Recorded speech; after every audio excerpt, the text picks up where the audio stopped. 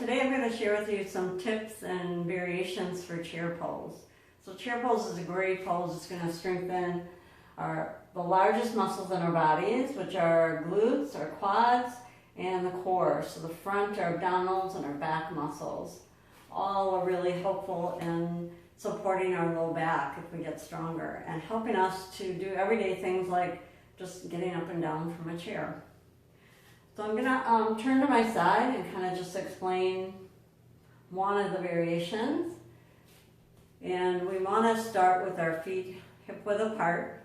So feeling like our heels are under our hips and our weight is kind of in our heels a little bit. So before we come down into the pose, we're going to draw our lower abdominals in. So drawing the hip points up instead of having the low back kind of crunched and the pelvis tilted forward. Those abdominals help to bring that pelvis to neutral. And then we're going to keep the ribs, the bottom of the ribs and the hip points connected. That means all our abdominals are working. All right, so with that in mind, then on our exhale, we can come down and just bring the hips down. So we want to feel like our weight is in our hips and our heels as we come down. We can bring the arms out in front. We can bring them with the hands together. And we can bring the arms overhead. If we bring the arms overhead, that just asks more of the back muscles. So depending on how it feels for you, you can decide to bring the arms up or bring them down. You can even just bring the hands on the waist. And then wherever you choose to be in the pose and stay, you want to just take deep breaths. So moving the diaphragm, feeling like the ribs are expanding, the diaphragm's moving down. That even adds to stability for the spine. So maybe start out holding the pose for 30 seconds and then work your way up from there. So that's one variation. So if you found that the pose didn't feel good on your lower back, maybe you're not really strong yet in these big major muscles, so using a block will give you some support. So putting it between the upper thighs and just coming into the pose, noticing how your body feels with that support of the block. Maybe it feels much better on your lower back, or it just brings your awareness into what am I doing in the pelvis, or engaging the glutes and the quads more. So you can play with using that prop.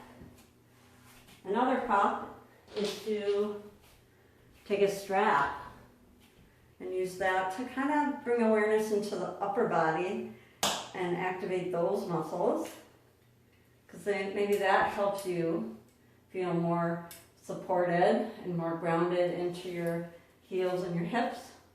So just taking the strap like this, kind of drawing the hands down and apart, and that activates those upper back. So same thing, connect the hip points, the ribs, exhale, come down, and you can even do things like here, bringing the arms up.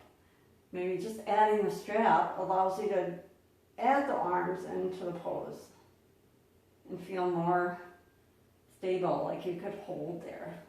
You can even do something like bringing the strap behind. Maybe that feels better. So try all those variations. Another variation is to be in a chair and just start to activate and feel those muscles. Maybe you're just really not strong enough, you don't feel supported enough, the back doesn't feel good in the pose. I would use a block as well, put it between your thighs. So notice where I have my feet. I don't want my feet out here. I want my feet back. It's drawn in far enough, but so that I still have my feet firmly planted. So now, with the block here, we're going to press into the block, and we're going to draw the hips back and press down into the heels, so we can really engage the lower body, just like we were in the pose. You can even draw the arms forward and up to feel what that feels like. So just starting here is an option too. Just really starting to feel how those muscles can be activated and building strength from there. So building up time in the pose, building up strength with your breath, with your breathing. So thanks for joining me. Hope this was helpful. And namaste.